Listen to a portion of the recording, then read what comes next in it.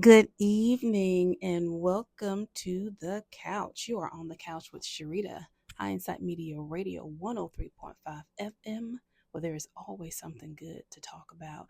Before I get into anything, let me just please give all honor and praises to God for everything that He's done, what He's doing, what He's getting ready to do, because I will tell you over the last few days, He has showed up and showed out for me, and I hope He's doing the same thing for you. But each and every day, we have got to put Him first. I'm just praising Him for just the opportunity to be able to do this, to come to you, to bring you things, news that you can use and to chew on. So I wanted to do that first and foremost. So thank you, for allowing me to come into your homes and bring some gospel, bring some encouragement and some motivation. Just, you know, this is just what we do, on the couch. But good evening and happy Thursday. I'm praying that everybody has had a wonderful week. Let me check in with you. How are you today? How are you? How was the day? What were your highs and your lows? What got you through the day? What made you upset? You know, are you okay? If you do nothing else, check in with yourself. If you do nothing else, pray about all things and everything. God is always present and always will be. This is coming up, of course, on the holiday season here. Praying again that everybody had a wonderful Thanksgiving. And now we're getting into the Christmas holiday. And let me just say that I want us to be mindful of those who do not have. And when we see someone in need, to offer a hand, whatever that looks like. If it's toting a box or cooking a meal, or maybe it's just someone just wants prayer. Whatever that is, let's just be mindful of those who are on hard times, especially around the holiday season, but really any season, any day, anytime. Not just Christmas, Thanksgiving, but all the time. Um, Let us be loving and compassionate to one another, because that is our obligation and responsibility to do that. But yeah, I mean, it's great. It's cold. It's I don't know. It's been a wonderful week for me. And again, I just pray that it's been a wonderful week for you, not too bad, crazy, or anything of that nature. Coming up on the holiday season, of course, there are people who struggle with a lot of things. Finances, if it's health, if it's drinking, if it's gambling, if it's could be loved ones, could be family, um loss especially is hard around the season, and that's why I stress so much about that helping hand and that support. I wanted to come on tonight to talk about, especially because I know that it hits home with a lot of people, and it's relapse prevention and sobriety, and how to maintain that sobriety over the holidays. It's not easy. Definitely is hard. But wanted to bring some things, into focus for you guys this evening on the couch. So I just want you to sit back and relax if you're home. Um, yeah, if you're at work and you're listening, just take a break and just kind of ease back into your chair, into your couch. wherever you are in your bed, and let's get into some things tonight. You know, it's come across me these past few days having clients to come in for many different things. Um, but one of the things just happened to be talking about relapse prevention, learning how to stay sober, learning how to stay connected, and having those support systems in place.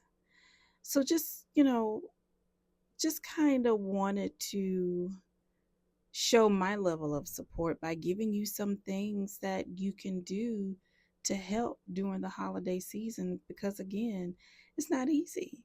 You know, people call it social drinking, and we do it because we want to be social, and we do it because I don't want to seem like the odd man out, but there's a consequence to that.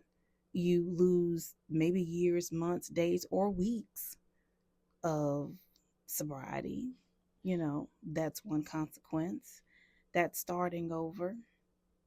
Now you're angry and you're mad at yourself, and you're, beating self up. You don't have to do that.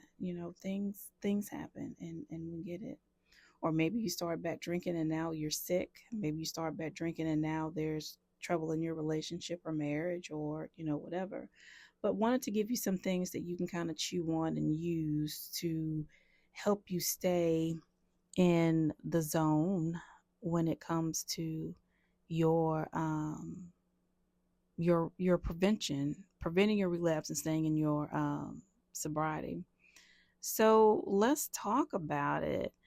Now, when we talk about relapse prevention, well, that's basically what it is. It's, I don't want to say the art. The art would be wrong, but it's the habit and the practice of, yes, maintaining your sobriety, which within itself is an ongoing process. Um, Relapse prevention is very important when it comes to maintaining this structured approach, again, in your world of maintaining your time, your sobriety. So when we look at relapse prevention, we're talking about addiction, recovery, substance abuse, mental health as well, because I think that goes along with it. And I'll say this, typically drinking, the substance abuse is a secondary problem to a primary issue. In our world of therapy, we call it co-occurring disorder, where you have mental health and substance abuse. Can someone have a substance abuse problem and not have a mental health problem? Well, I mean, you can have a mental health problem and not have a substance abuse problem. But typically, when you have a substance abuse problem, you have a mental health issue. And that's typically having to deal with, say, depression or maybe anxiety. And that's stemming from someplace else. But in this form, relapse prevention is designed to help individuals maintain progress, anticipate challenges, especially when you're talking about a relapse prevention plan, and to help people or that individual avoid returning to harmful behaviors, again, such as substance use, the drinking, the self-harm, the gambling, and other compulsive patterns. But I will say this: relapse prevention, sobriety is it's a mindset. You have to want it. It's kind of like weight loss. You want to lose weight? You have to make a choice between the Oreo cookie and not having the Oreo cookie, and understanding the consequences and the effects of making that choice. I mean, having a cookie is a cookie. I mean, but just basically saying that it's a mindset, it's a choice that you have. And there are principles or practical strategies that are out there designed to help strengthen your long-term recovery. You know, we get into this thing of, well, how do I do this? How do I maintain, you know, my sobriety, especially during the holiday season? But really anytime, but particularly during the holiday season. How can I maintain sobriety? My recovery process. What happens if I turn back? What happens if I go back? And that's why I feel like it's so important to, even if you have to do inpatient or outpatient, if you're going to groups, meetings, that you're going to these places that really offer you the resources that you can get your hands on and wrap your hands around, that really have people who are in it to be in it. Now, no one can heal for you, so you have to make this choice that if your idea is to have a recovery plan, to maintain that recovery, to maintain that sobriety, you have to make up in your mind that this is going to be my journey. Now, I'm not saying it's going to be an easy journey. It's a hard journey, but it's your journey. And it's okay to not be okay within your journey. This is why therapy is here, and therapy is important. And it's okay to be nervous about doing these things, because you're letting someone into your world by telling them the why and the how you got to the place of where you are. And for a lot of people, that's embarrassing. But that's okay. I know for me and my clients, when they come in, they don't necessarily tell me everything. It may be the fourth or fifth session. It's like, oh, yeah, I wanted to mention this thing that I didn't mention before. And I get it. And the idea for me is meeting my clients where they are, walking the journey with them, at some point challenging them in certain areas, you know, giving them coping skills that they can use, identifying triggers, you know, helping them to come up with a plan that's going to help them sustain their sobriety, and learning how to celebrate and honor them where they are. That's what you want. This is, when you're seeking these things, this is what you want. And it's okay to ask for that. It's okay to advocate, for that. But definitely wanting to get into a program that's going to cater to what you need.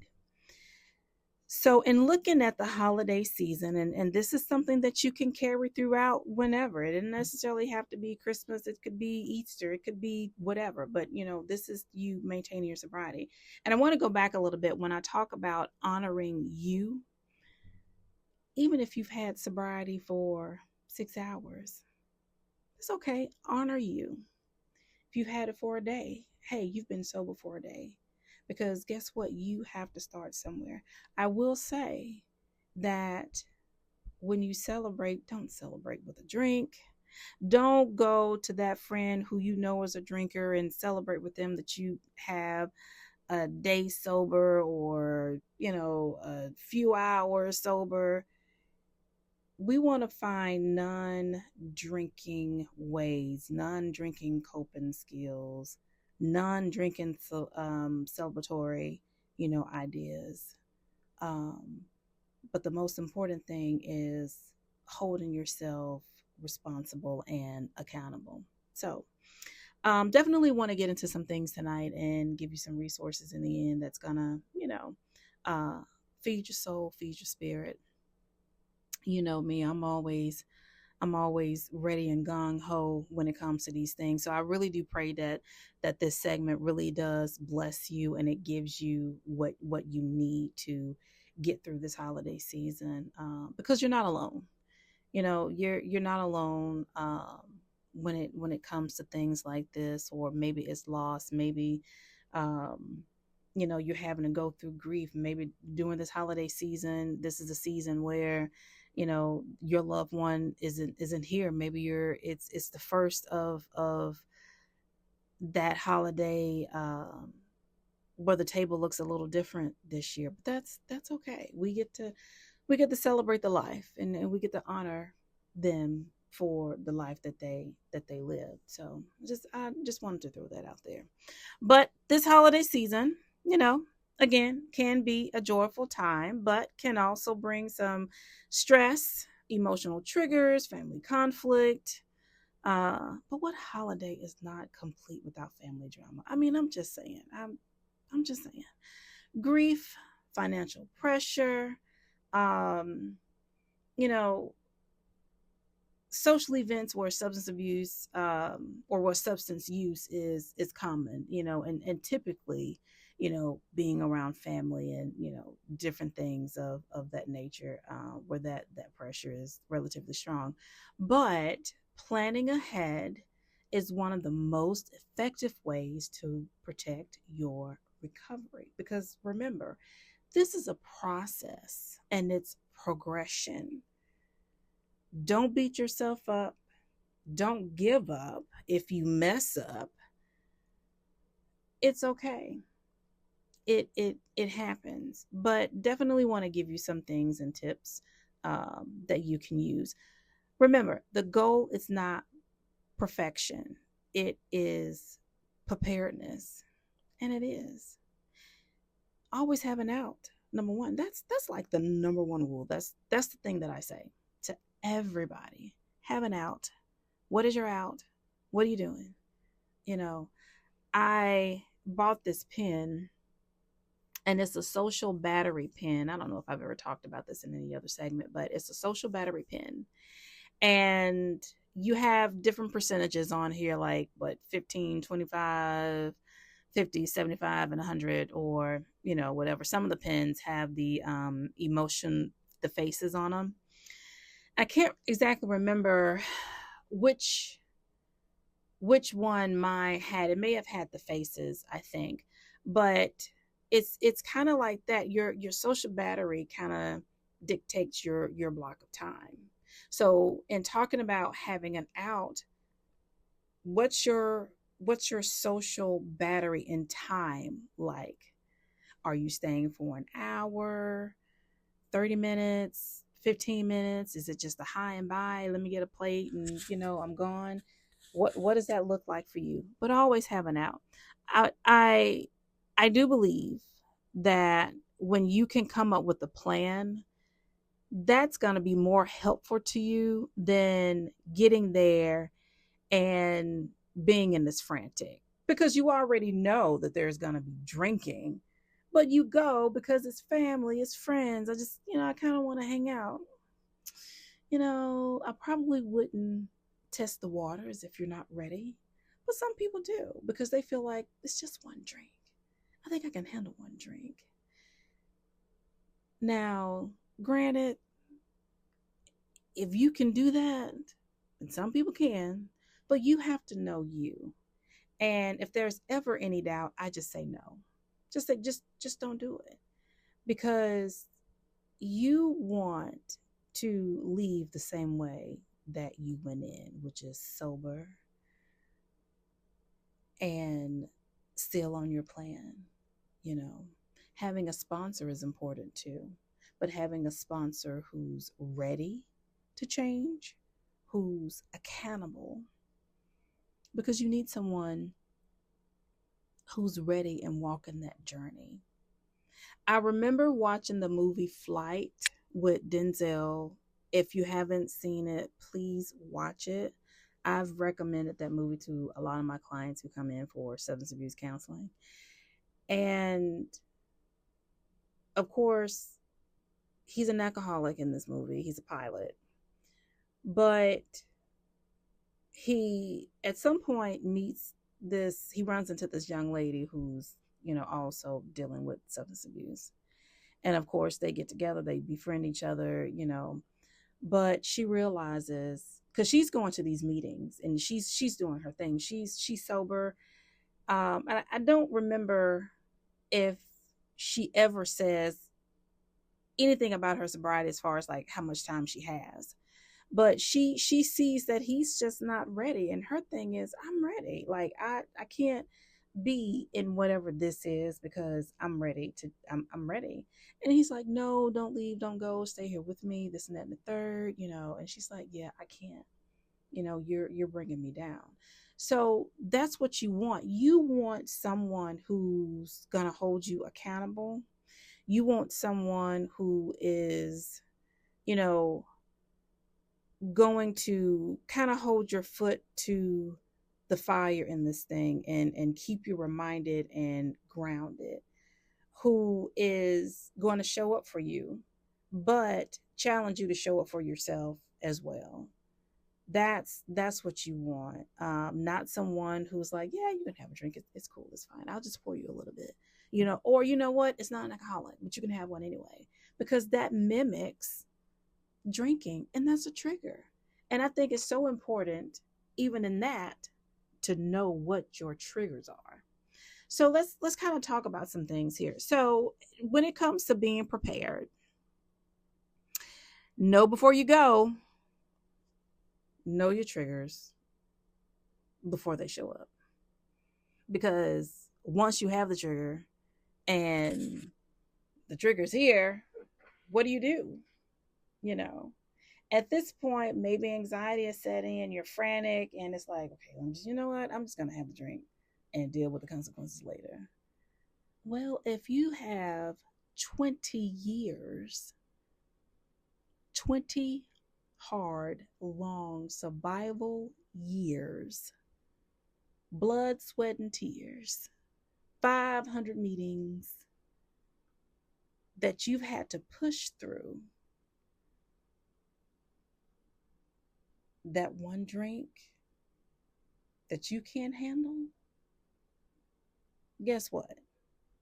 It's going to undo every bit of that. The clock starts over. So you have to know your why. You have to know why you're doing what you're doing and what that means to you. But know your triggers. Know before you go. Know before you buy. Know before you go. It will be great for you to make a list of your triggers. Like, seriously.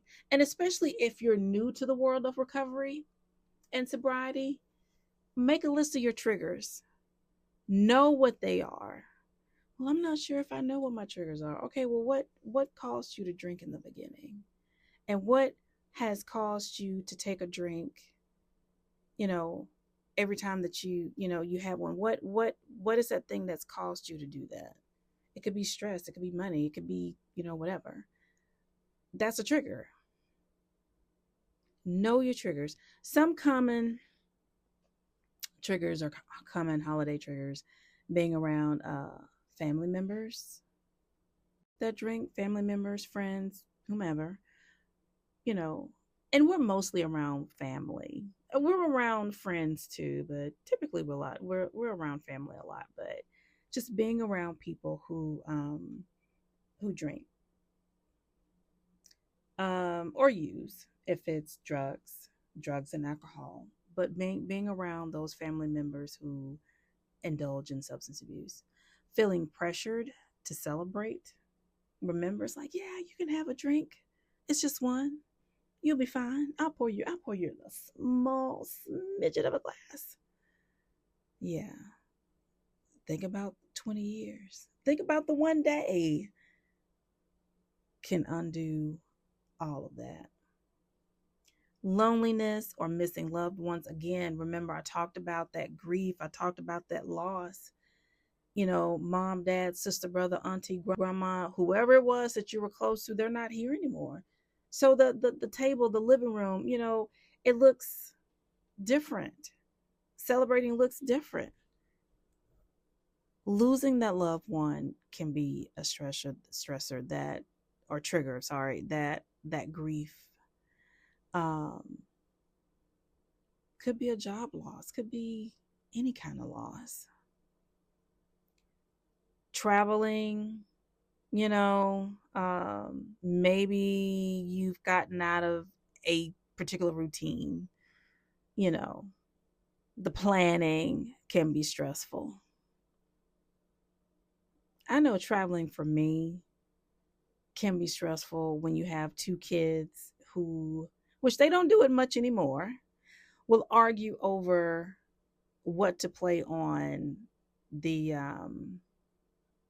the DVD headset or whatever, headrest or whatever.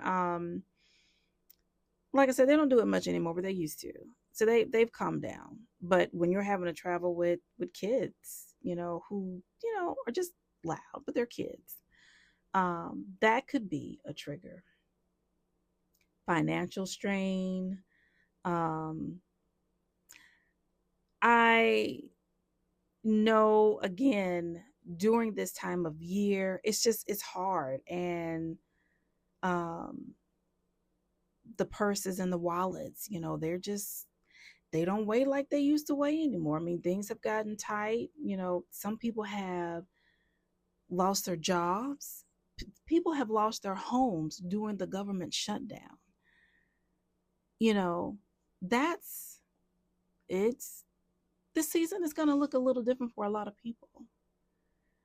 So if you know someone who's struggling, please, I implore you to reach out. Again, it's not about money. It's just about saying, hey, are you okay? What can I do for you? Parents are having a hard time buying gifts, especially for their little ones, because of the financial issues, the job loss. Let's be supportive. Old habits coming back up during some familiar traditions that you used to indulge in. Old habits, old behaviors. I'll tell you a good book. Atomic Habits is a good book to chew on when you're talking about changing old habits, bad habits to positive ones. That's a nice little book to get into. And that book also has a workbook. I'm all about a workbook. I'd say, if for nothing else, if you don't want a read a book, get a workbook. Workbooks, you write, you think, they prompt you to be honest, to kind of get down to the nitty gritty. Some of them are just like really straightforward. And I love it. Um, they kind of help call things out, make you change your habits and your ways. So Atomic Habits, that's a good book to kind of get into. But I'm going to give you some resources when it comes to substance use that you can chew on before, our time is up here. But take the time to make your list of your personal triggers, and really clearly identify what they are. This helps to give you the power to navigate them, to navigate these triggers as you go. Ask yourself, what situations have caused urges or cravings in the past, and how can I approach them differently this year? It's a pretty big question. What can you do? How can I salvage this? Because, yeah, I've been doing this for a while, and I want to continue to maintain where I am. Again, it could be a day, a month, 2 months, 3 months, a year, 5 years, 6 years, whatever. What can I do to maintain this? Make a safety plan. Kind of goes back to knowing the triggers, but make a safety plan. Have an out. Please understand and know that you're making a plan for yourself. It doesn't mean that you can't do it, you won't do it, but it does kind of give you the power to drive this thing rather than putting it in the hands of someone else to say, nah, yeah, you'll be fine, just a little bit. You can just smoke just a little bit. No, this is your life. How do you want to experience sobriety? You haven't experienced sobriety in 5, 10, 20 years that you've been going hard at it. I mean, and that's really the reality. I've talked to people who have been doing drugs and alcohol for, oh my gosh, almost half their life. And it's got to be refreshing to experience sobriety, to experience going to the grocery store or driving or family. But this time you get to do it sober. That's an experience. And people who are in their recovery should want to have that experience over and over and over and over again. So make a holiday plan. Have an out. You can have a safety contact list. Could be a mentor. Could be a whatever your support system is. A sponsor. Could be a therapist. Could be anybody. Well, let me take that back because I don't want to just say anybody because any and everybody are not always created equal, but people that you know that are going to support you and be there. You know, um, again, in your exit strategy, remember your social battery. You should buy a pen. Um, you can get them off Amazon, relatively inexpensive, but have a time limit and stick to your boundary and honor your boundary. Let me just kind of read you something from today that talked about this is coming from the ABCs of self-love. I love this book. But the B is for boundaries, and in it she says boundaries aren't about what you say no to. They're about what you make space for. What are you making space for? Boundaries aren't just about drawing a line. They are about knowing yourself well enough to know where to draw the line and having the confidence and self-worth to honor it. Are you honoring your boundaries? Are you honoring your exit strategy? Are you honoring your relapse prevention plan? Are you honoring you? Are you loving you? If family is playing some game that involves drinking or drugging or whatever that looks like, if they're playing a game and they're smoking or drinking or whatever, you don't have to do it. Find something else to do, or you can just simply leave. If people feel like they have something to say about you leaving, you know what? That's okay. You have to be able to love you enough to say, you know what? That's fine. Whatever you say and do is cool with me. But my job one is to look out for me. That's my job one. And you have to be okay with people not being okay. We've talked about boundaries before. It's okay to say no. It's okay. You have to be okay with other people not being okay. You have to be okay with leaving and making that choice. Arm yourself, protect yourself, when it comes to stress, social pressure, especially stress,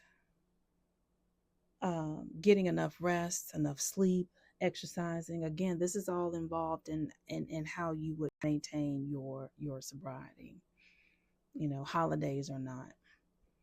But in the holidays, in recovery time, the physical and the mental recovery from the driving to handling noise. I mean, if you're a caregiver, even, that's stressful, around this time of year. But, have a routine, protect your routine. You don't have to deviate from anything that is going to put you under pressure. Again, learning how to say no, what to say no to, what to say yes to. That's setting a boundary. Again, know before you go. Be confident in these things. Be confident in saying no. What does Kevin Hart say? Say it with your chest. You gotta know. You gotta know. You gotta know When no is a no, say no. And that's why I say no before you go. You have to be able to plan all these things out. Otherwise, you get caught up in this trap. And we feel bad because, well, I don't want to say no. I mean, this is Uncle Charles or somebody. Every black person has an Uncle Charles. I mean, maybe I shouldn't say that, but I do. But maybe you should say no. I can't say no to Uncle Charles. I mean, I want to be here to see him, and you're sticking around to see him, but yet all the drinking and other stuff is going on, and it's you've been there past your limit already. Well, I didn't want to say no. I didn't want to make anybody feel bad. Well, but what about you? Now you leave and you feel worse than you already felt because you allowed someone else to dictate how you spend your time and what you do. And, you know, you allowed them to navigate and to drive the car instead of you. So don't be afraid to stick to a routine. Don't be afraid to stick to a time limit. Don't be afraid to say no. Focus on your health. Focus on you, because that's the thing that matters. It's so important, um, even in this progress, to even celebrate your progress, your milestones. Reward yourself with some healthy choices. You know, say you go hang around family, you didn't drink, you didn't use, you didn't do any of that. You're home now. You can breathe like, oh my gosh, okay, I'm good. If you want to have a victory dance, have a victory dance. Reward yourself with something healthy. Celebrate these milestones.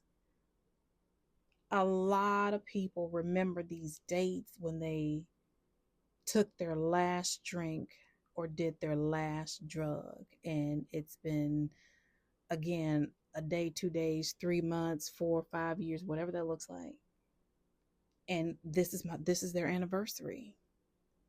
You can celebrate these milestones. It's okay to do that, but do it in a healthy way. Just stay safe, stay sober during the holidays. Um, Again, it's not about being perfect, it's progression. Um, you know, you deserve to end the year with some clarity, health, peace, and hopefully this is on repeat for you, not just around the holidays, but really every day. So know your triggers, write them down. And if you're in treatment, if there's someone that you trust, let them in on your treatment so that they can continue to support you and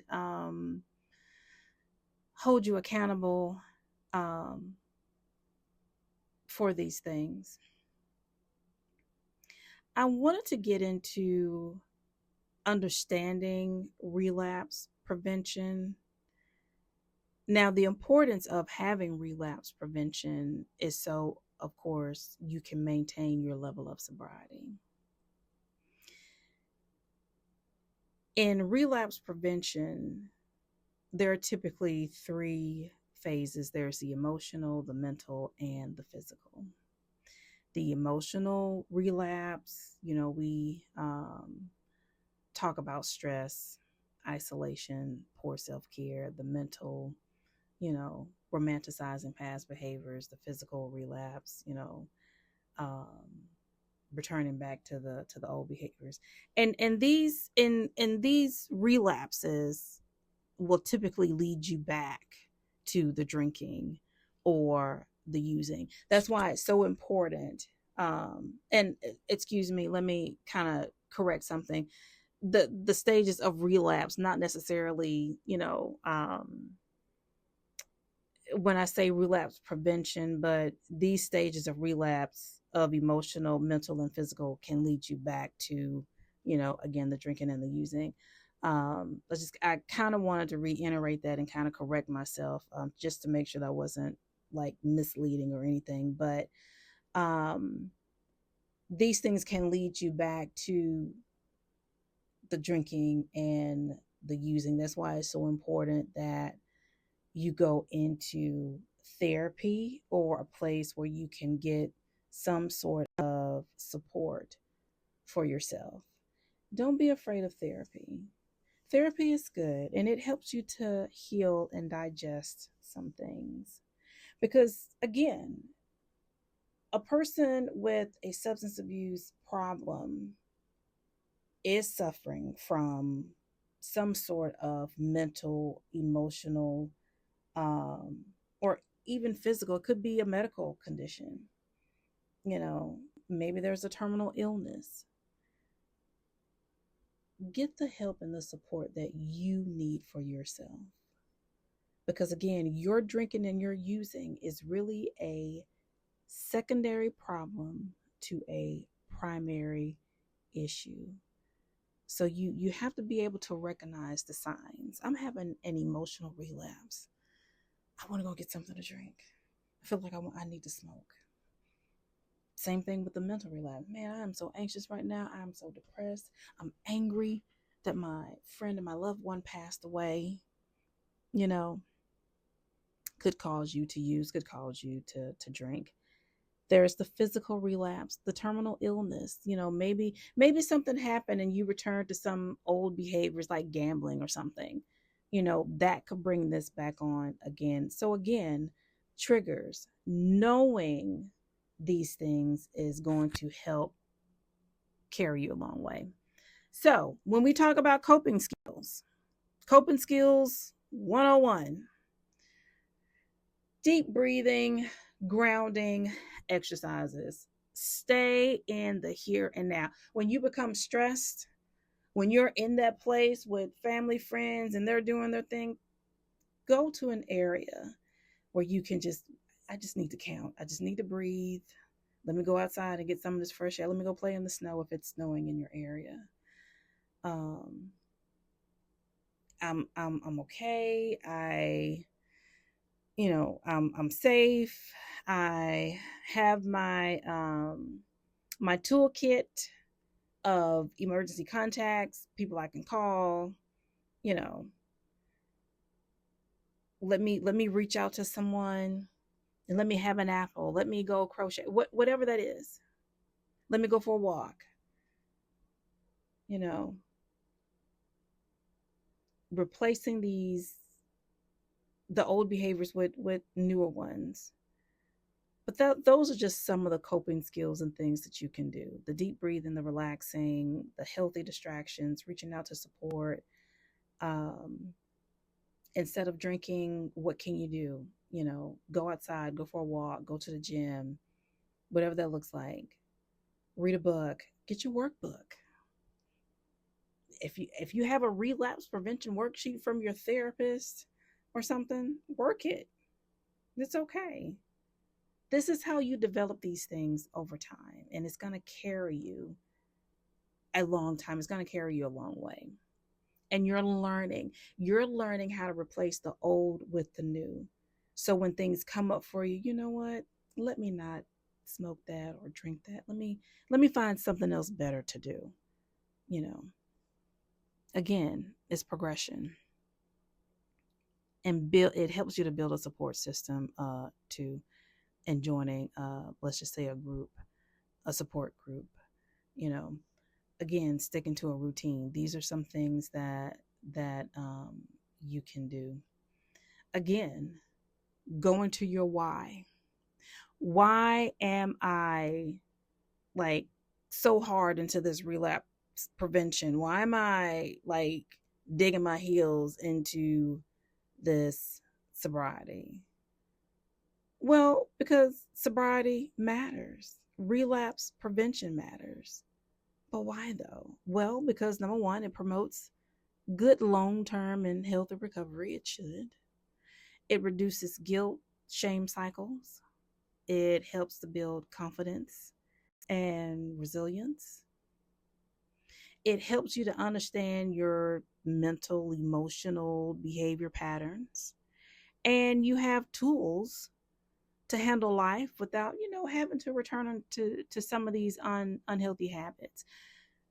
Relapse is not failure, but it is a signal that someone just needs more support. They just need more tools. So if you know someone who has relapsed, support them. Give them ideas and things that they can do differently. Don't judge them, because that's the last thing that they need. Don't judge yourself. Don't beat yourself up. Again, things happen. We get it. We understand it. Relapse prevention is here to help you learn from the challenges instead of, kind of being derailed by them. You know, being sobriety is hard, and it's challenging.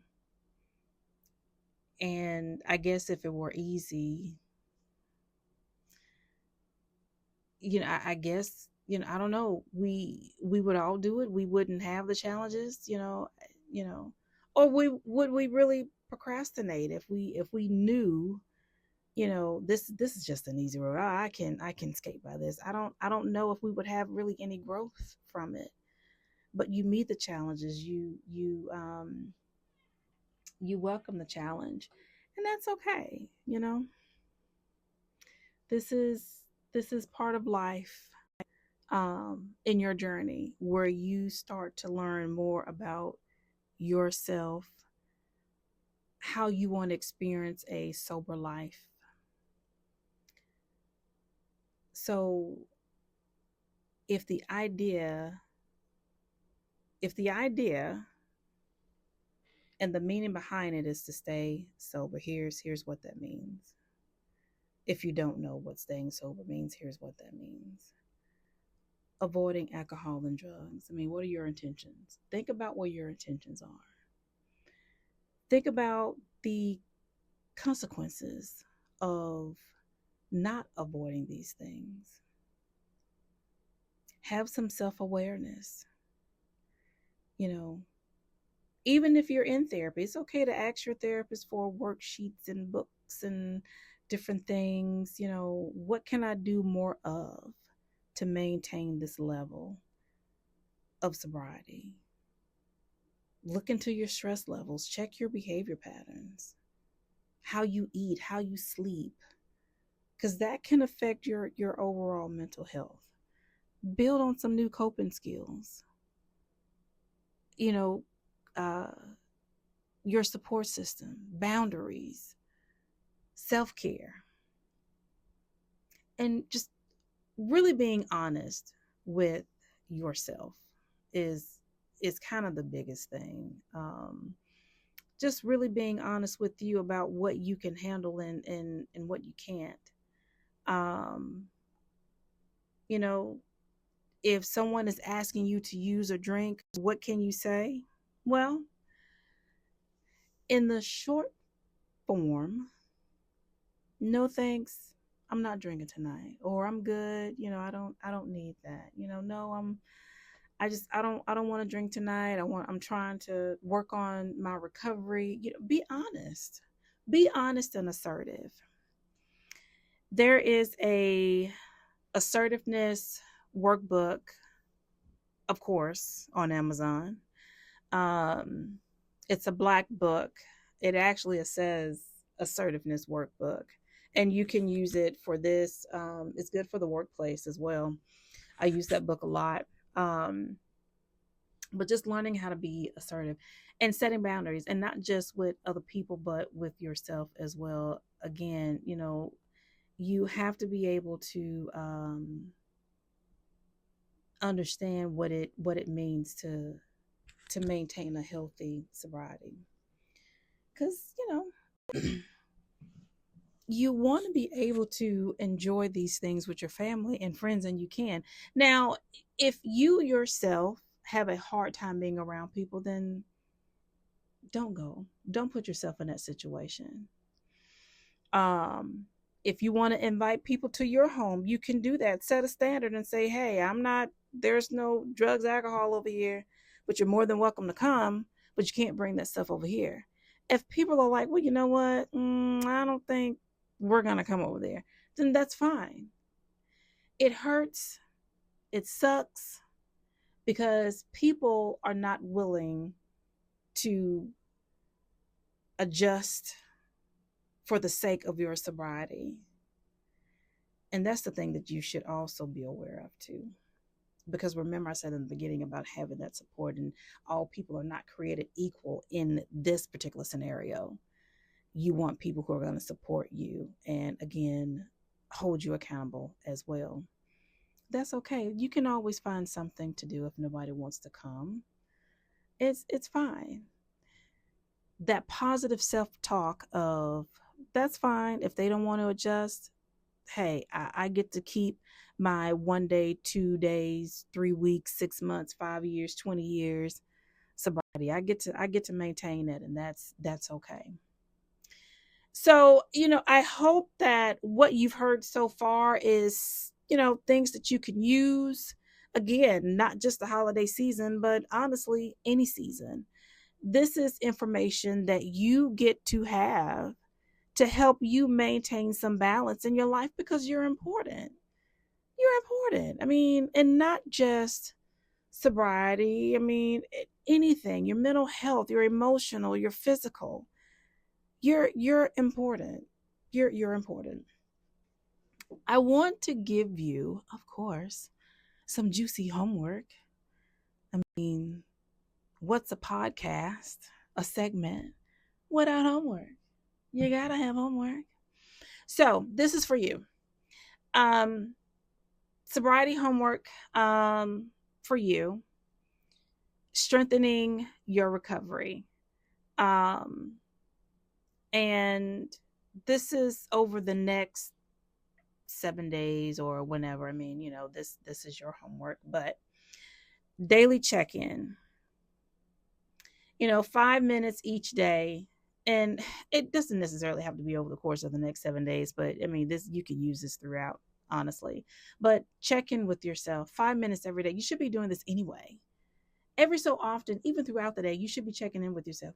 You should be having a praise break as well, because giving all things over to God, just that level of surrendering is powerful.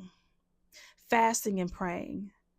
If your recovery is hard, fasting and praying. If you have lost faith and hope in God, let me implore you. Let me just say that He loves you. He wants all your dirty, your failure, your flaws. He already knows all that. You can't hide that. Whatever you have had gone on in your life that has caused you to turn to drugs and alcohol and lose hope and faith, understand that God is still near. Just reach out a hand. Get with someone who's more grounded and seasoned in their walk and in their faith. I get people have been burned and Christians this and Christians that. I don't want to say get with a real Christian. I don't, that term, I don't know what that is. But get with someone in their Christian walk who's more seasoned. I get it. I understand it. My dad died. I was angry and upset with God. But even in that moment, I said, okay, Lord, I just need some peace. If you can just give me some peace. And the peace that I felt that surrounded me has stayed with me for so long. I get it. Fasting and praying, turning to scripture, understanding that God hasn't left you and He never will. He's just a prayer away. That's it. He's just a prayer away. So dig into that. Dig into the word and keep yourself covered. Pray for peace and understanding and wisdom. But check in with yourself. Some questions in your daily check-in. How am I feeling emotionally today? What triggered me or challenged me today? What did I do to stay sober? Who supported me today? Who can I reach out to tomorrow? One thing that I am proud of that you did today? What is that? Identify your triggers. You know, I won't limit you when in the trigger department, but identify those triggers that kind of threaten your sobriety. Make a coping toolbox, a coping toolbox. Some examples, like I talked about earlier: deep breathing, going for a walk, calling a friend, a sober friend, a sponsor, taking a walk, journaling, listening to calm music, going to a meeting, you know, counting, staying in the moment, going to the gym, whatever that looks like. Set some goals, start some goal setting for yourself. Start goals. I'm going to drink more water. I'm going to go to the gym more. I'm going to, and be specific with it. I'm going to attend 2 meetings for the next 3 weeks or whatever that looks like. I'm going to get some rest. Set some goals for yourself and set goals that are realistic, things that you can reach and maintain. Don't set yourself up, planning out. My goodness, planning out, plan and out. You just never know when you may need it. Plan and out. And let's see what else. Make a gratitude journal. 3 things that you're grateful for each day, and they could be the same things, but make a gratitude journal. What are you grateful for? Know your strengths. And why do I stay sober? Because you have to go back to your why. You got to go back to your why. There's always a why behind the why behind the why. Know why you're staying sober. Is it my health, my family, for my future goals, my future self? I think last time you had to write 3 letters to your past, present, and future self. Go back to that. Is it for peace of mind? Is it for freedom from your addiction? That should be number 1. But the purpose of you doing this is to help strengthen your daily awareness. It's to help you manage these triggers, to develop better coping skills, to help you to have some sort of structure and accountability. When you're going through this recovery, to kind of increase your confidence level and to help you celebrate your progress, because that's pretty important to do. So this is why you're doing it. The idea is to have these things posted on YouTube. I'm still working on that, y'all. I'm green, so don't, just bear with me, because I want you to have these things, because I think it is so important. So when you miss it here, you can go back and re-listen to these things, and the information is there for you. So I'm working on it. I know I'm gonna have to get my 9-year-old and my 16-year-old, which is sad, to help me with this, but hey, it's all good. So here are some resources and things that you can kind of sink your teeth into. I want to give you some books. There's a what is it? The recovery book. And these things you should be able to get from Amazon as well. But the recovery book by Al J. Mooney and Catherine Dold, D-O-L-D, and Howard Eisenberg. It's called The Recovery Book. And there's an addition, I can't even talk. The Addiction Recovery Skills Workbook. Is that a tongue twister or what? Maybe I'm just tired. I'm telling you, it's been a long week. The Addiction Recovery Skills Workbook. Again, check those things out. If you're going to therapy and you're getting these resources, you can take them into your therapy session as well, and let your therapist kind of check these things out for you too. The Mindfulness Workbook for Addiction. 12 Stupid Things That Mess Up Recovery. and This Naked Mind by Annie Grace. So those are some resources, some books and things that you can get into. Other helpful structured resources and programs. There's SAMHSA. I kind of swear by SAMHSA and NAMI. They're great resources to get into for substance abuse and mental health. SAMHSA and NAMI. NAMI is the National Alliance for Mental Illness. Um, Check them out. SAMHSA is Substance Abuse and Mental Health Services Administration. SAMHSA, if you go onto their website, they will typically have, they should, I know they used to, you can get some free resources, some free guides mailed to your home.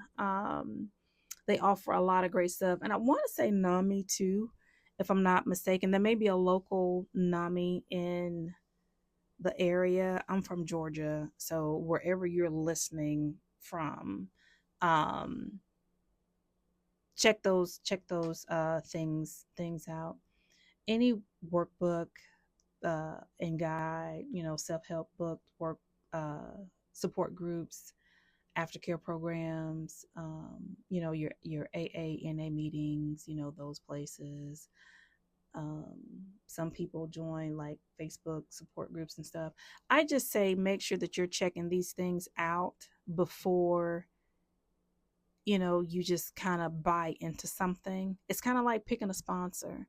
You don't want to just pick any person because hey, they're cool, they whatever, because they may not be ready. I've seen it happen. I'm telling you, I know firsthand because I work in this area, as a licensed professional, as a licensed psychotherapist. I've seen it. I have witnessed it. I've seen the cycle. So you definitely want to check things out before you just kind of dive in. When I suggest books to my clients, I say research it for yourself. Don't just listen to me because it may not be a book that you gravitate toward. So research it. Do the research if you can. But again, I really do hope that what has been given to you is something that you can use, that you can chew on, again, because you're important. You're important. You've got to love you, you know, in the simplest of terms. Maintaining your sobriety means protecting your well being with structure, support, self awareness, and healthy coping tools, one day at a time. That's all it is. One day at a time. Not all in 1 week. One day at a time. It's a progress. It's progression. It's a process. You know, give yourself some grace, please. Show yourself some self-love and some self-compassion. Know you for who you are. That ABCs of self-love is really good. It's a pretty useful tool. There's another book. I think I mentioned it last segment. I'm about to say session, Lord. In last week's therapeutic session, we talked about this. And I'm always asking them, did you do your homework? And I just get this look like, no, okay. Well, know that the resources are there, but if you're not doing the homework, how can you get better? How can you heal if you're not putting these things into practice? There's a self-love workbook. I don't want to say that it's specifically for men, but I think in my mind I'm leaning in that direction because there's an anatomical I don't know, person, being, or whatever it is, an anatomical man on the cover. But it's a black book, and it's called Self Love Workbook. Discover yourself, unlock your inner potential, and transform your life. Um, Check it out. It may be, something that you can use. Let's see, another book, Atomic Habits. Again, it has a workbook that you don't necessarily have to buy the workbook along with the book, but it's a nice companion if you want to do that.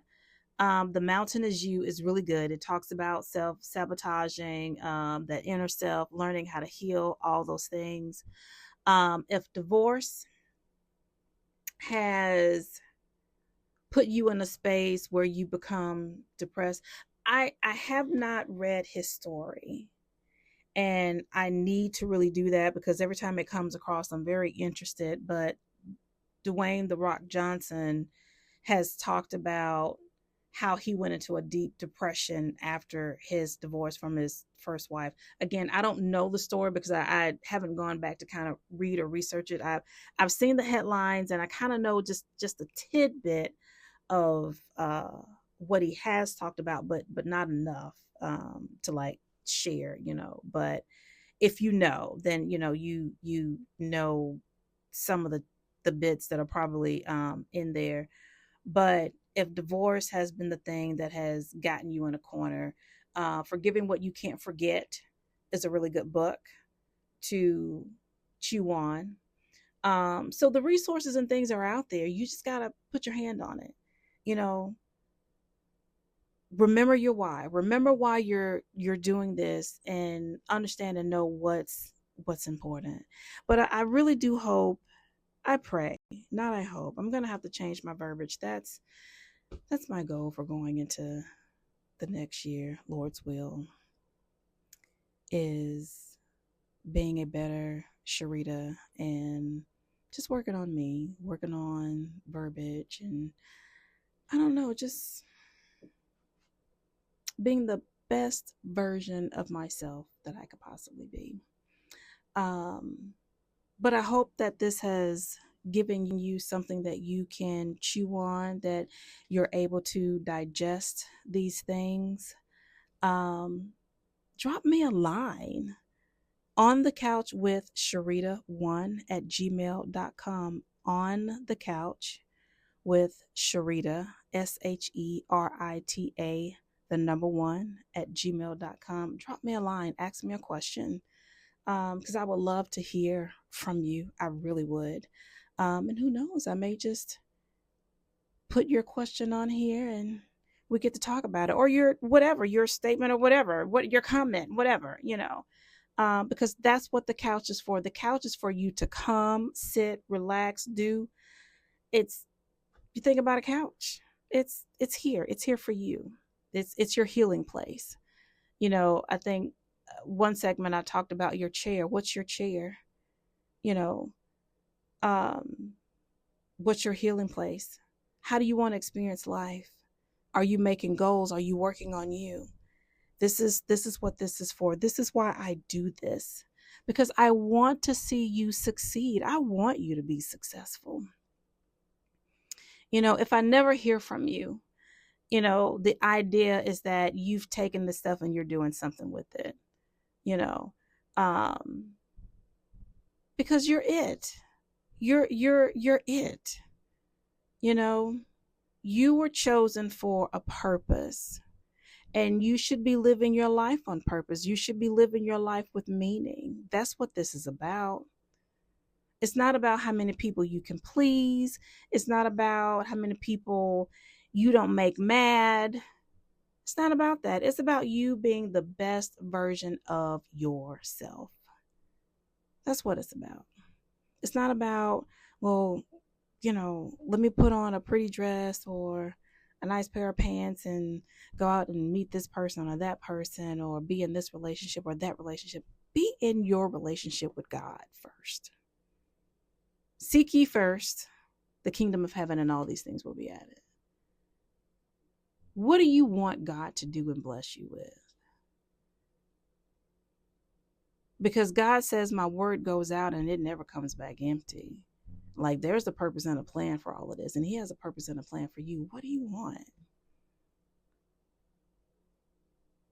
How are you digging into your word, and what are you opening up yourself to when it comes to God and what he wants for you? What are you doing? How are you living your life? Again, I know some people may not believe. I know some people are angry. I know some people are like, I can't believe God will let this happen. But we have to understand that the world is just full of just not so good people. And God loves you, and he's going to always love you. But he will turn you over to that depravity, that debased mind, if that's what you choose. He gives us free will, but the free will is to either choose to worship him or not. Not to choose whether or not you're going to buy the, what is it, take the blue pill or the red pill. It's not about that. It's about, are you choosing me? Or do you become like, was it the Israelites? Was it the Israelites or the Hebrews? I think it was the Israelites that wandered through the desert for like what, 40 years? Because they just would not listen. Don't wander in the desert. Don't be like them.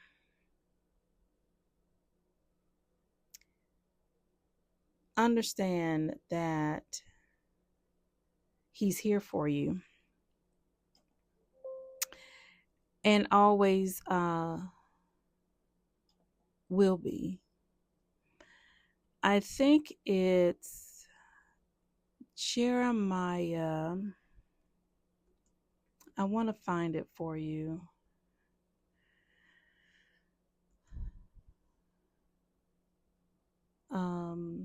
I want to be like those people who really know book and verse, who can just kind of like grab it. I envy those people. But I was reading something this morning where you know God's word talked about, because it's throughout the Bible when you talk about wisdom and understanding. But his thing was, Jeremiah was basically telling the people to call out to God, because he's where he can hear them. I mean, he always has been, but they were kind of going through what they were going through. But his thing was, call out to him, go to him and start praying to him, and let him hear you. Because in the praying and in the hearing, he's going to give you the wisdom and the understanding to know. He's going to reveal these things to you. So we have to call out to God. We have to call out to God and let him lead us. Let him guide us. Let him, the cornerstone. He's our cornerstone. He's our cornerstone. He's there. He's never left us. He's going to always be there for you. But allow yourself to be open to him. I'm a firm believer that, of course, God is ready, willing, and able. So even in your hard times, your mental recovery, your sobriety, whatever that is, your loss, he's never too far from you. Jeremiah 33:3. I had to really think about that because I wanted you to have it. Call to me and I will answer you, and tell you great and mighty things which have been confined and hidden, which you do not know and understand and can distinguish. I read that this morning and reading the footnote and trying to understand exactly what that meant. And it just came to me about just being able to call out to God, being able to ask for that understanding, call out to me and I will answer you, because that's all you have to do. All you have to do is just call out to him and he'll answer you. Because again, his word goes out, it always comes back filled. It's not empty. That verse is just urging people, his people, you, me, to reach out to him, to speak out to him. You know, the fact that it carries a promise that anyone who seeks God can expect a response. Now, his ways are not our ways. His thoughts are a lot higher than ours. But he's never too far that he can't answer us. So even in this season and any other season, just know that even in your anger and your misunderstanding, if you're drowning spiritually and losing hope, God is always there. He's not going anywhere. We might, because, we shouldn't, but he's there. He's going to always be there. I have enjoyed every piece of my time with you guys. I actually have some things coming up that, hopefully I'll get to share with you relatively soon as it relates to the acting world. Would like to bring some actors on one day just to share in the experience. But this week for me has been pretty good. I pray that it's been that way for you. If it hasn't, that's okay. I mean, it's you take it day by day, week by week, minute by minute, second by second. It's okay. Go back and read Jeremiah 33:3. Go back and read Isaiah, I think it's 55:11. Just start reading. Start at the beginning of your Bible. What scripture a day? But those two verses especially. Psalms 37:25-26. I've never seen the righteous forsaken, nor his descendants begging for bread. When I tell y'all God would answer a prayer in a New York minute, even shorter than that. Like all of his promises are yes and amen. I just want to stress that. Because the showing up and the showing out is absolutely real. It's absolutely real. Like, I'm not telling you anything that I haven't experienced. I don't even know how to describe it. I'm telling you, it's just amazing. Like when I say amazing, like literally just give him a chance. Draw yourself back in, draw him back in. But just how much more can you be successful if you just allow God to take control of your life? Because you're trying to navigate this thing on your own and it ain't working. But how much more can you be successful? How much more can you have? And it's not about money. It's not about things. It's about life. It's about a relationship with him. It's about inheriting the kingdom.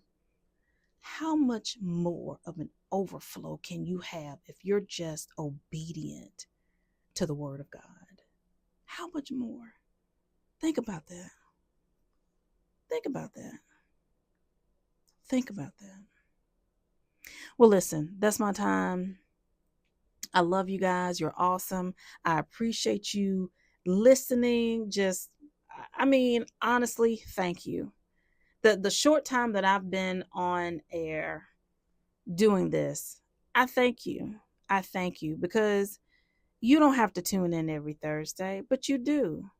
Well, at least I hope that you do. But you're part of this journey, and this is for you. I do it because of the will of God, being obedient, his grace and his mercy that he has allowed me to even come on here and share. And I enjoy it. I honestly do. It's the highlight of my Thursday. I love it. I love it. But I love you. I think you're wonderful. You're special. Honor you. And it's just one day at a time. Just one day at a time. Listen, I again hope that this reaches somebody, that it's giving you something that you can chew on and digest. You guys are awesome. I pray that you have a wonderful rest of the week. Lord's will, I will see you back here next Thursday, right here on Hindsight Media Radio 103.5 FM, 7 p.m. Let's bring it back full force. I love you. Have a great weekend, and I will see you soon.